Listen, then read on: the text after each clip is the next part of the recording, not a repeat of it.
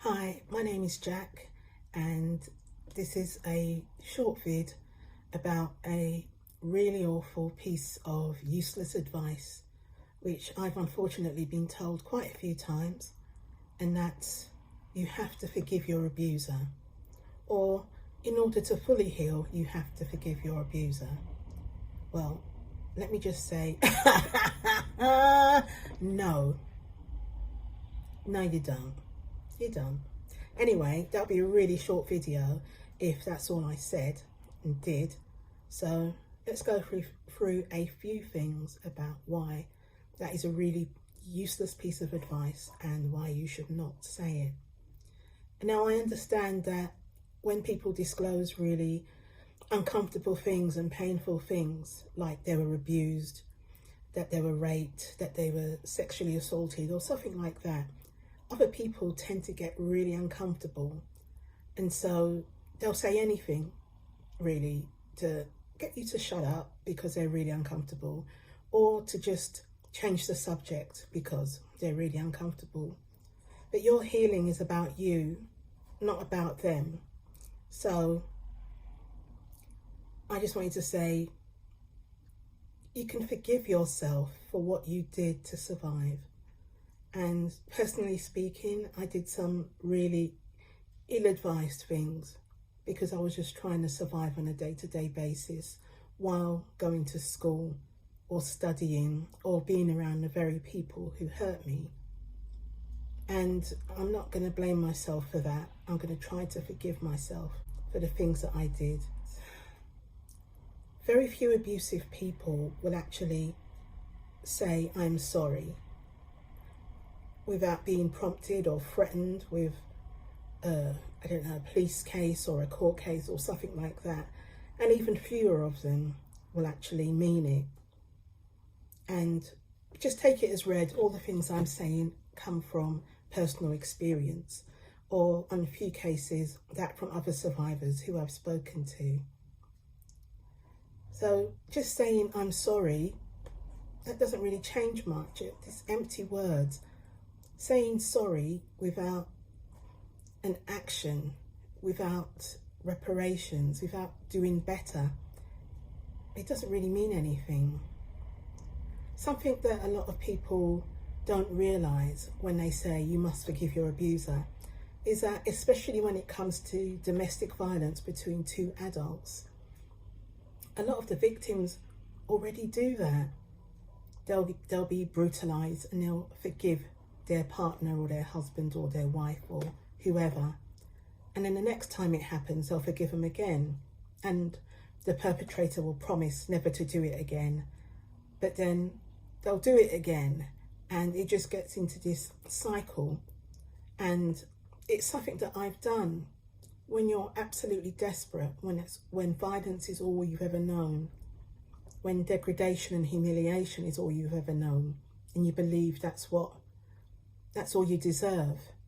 Of course you're going to forgive the person who's doing this. It's not their fault. It's your fault. That's what I used to say to myself all the time. But that's just rubbish. Empty promises mean nothing. And also, being forced to forgive someone also means nothing, because then that's empty words coming from you. You're not gonna mean it. You're just saying it to get someone off your back, to stop things from getting even worse than they are. But either way, it's a really hurtful thing to do. Now, I grew up in a very strict, very violent and abusive and very religious Christian environment. And when I was 20, I was sexually assaulted, and the friend who was also a friend of the man who did it, before I had even got the words out of my mouth, she just butted in and said, "You have to forgive him. You must forgive him." I hadn't actually even finished the word rape properly, and rape is only one syllable. You have to forgive him.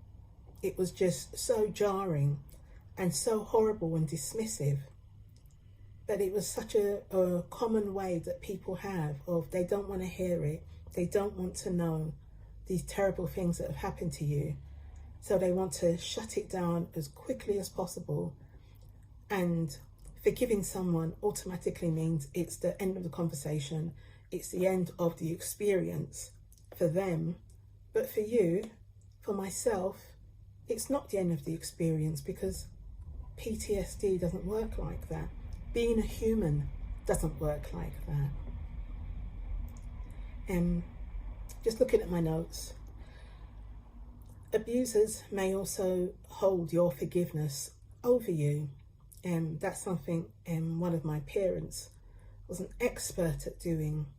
So I'd forgive my dad, for example, and the next time anything came up and I said something, I dared to speak up about something, and he'd say, I thought you'd forgiven me. I thought this was all over in the past. Why are you bringing this up again? So it's like some people will weaponize anything, really. So that's another reason why forgiveness is never cut and dry, but it's just not required.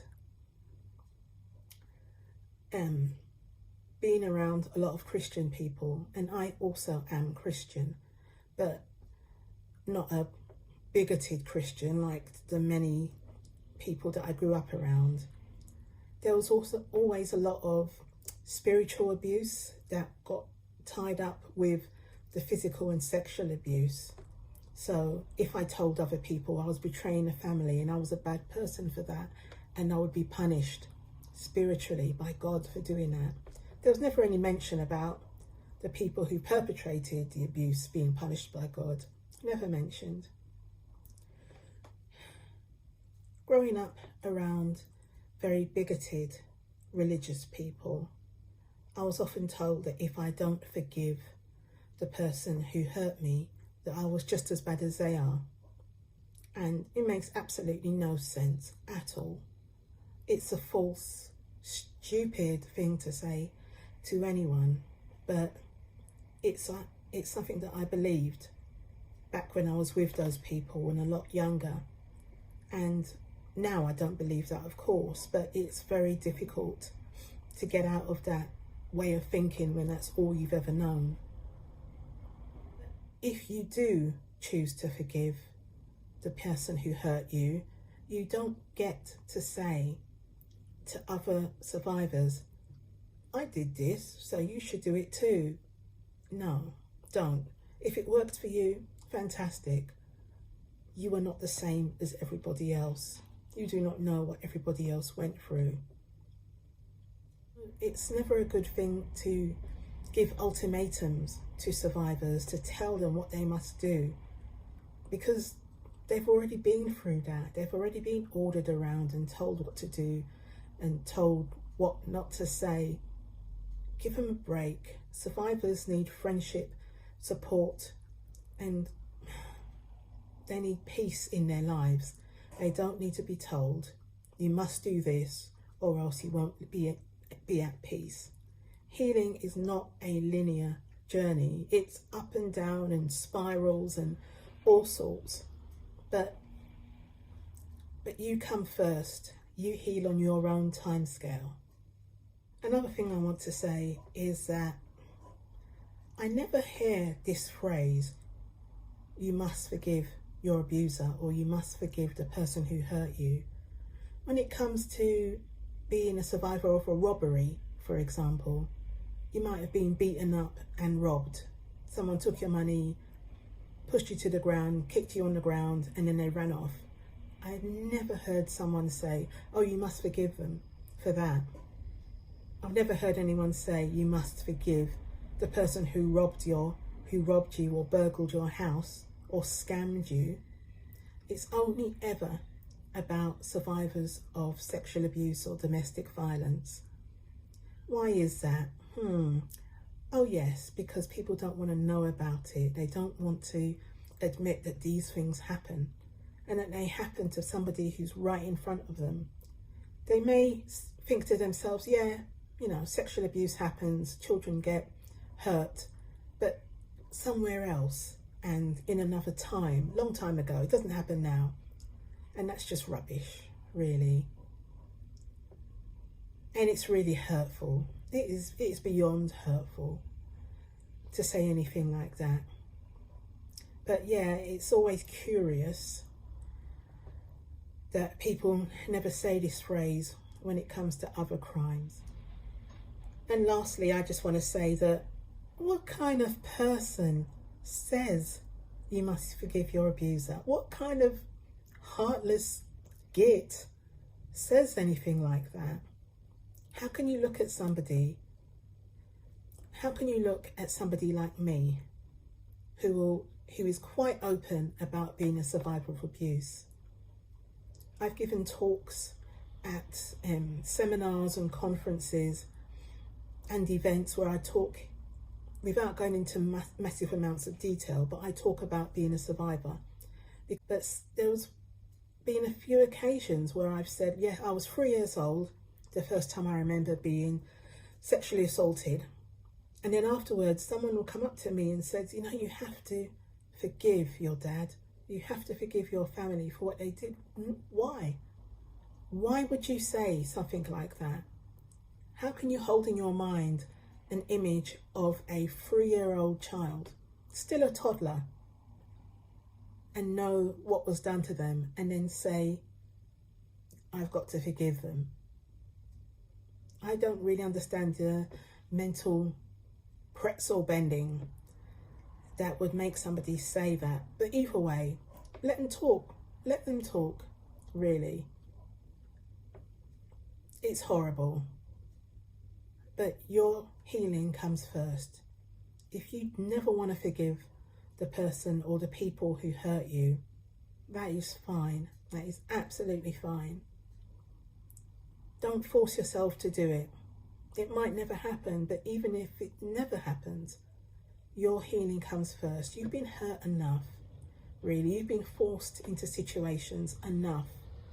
You don't need to force yourself into this. So that's what I'm going to say. And, oh, God, I wish people would stop saying that.